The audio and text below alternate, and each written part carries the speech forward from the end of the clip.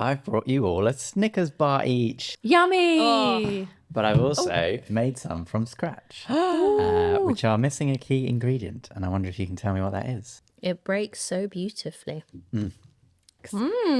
So there's a thing called reworking, and it happens in all sorts of manufacturing processes, particularly with food. Sometimes the process will go wrong and you'll get a whole batch which is a bit misformed, and so it can't be sold, but it's perfectly edible.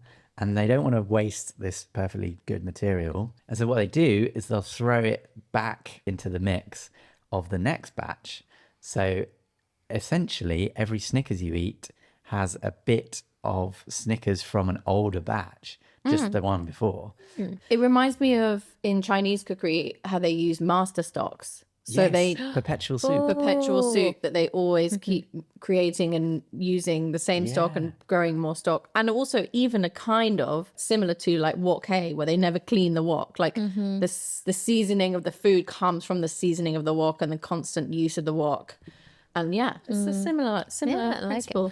I think Kit Kats are made similarly. I think so too. I was going to say that the wafer. Yeah, like the bit in between. That's old Kit Kats as well. Another thing, when you're trying your branded chocolate bars, you should try eating them upside down because it often gives very different flavour. If you look at the Snickers, it's got like the nuts are all on the top as you would normally eat it. And the nougats on the bottom. But if you eat it upside down, it gives you a whole different mouthfeel.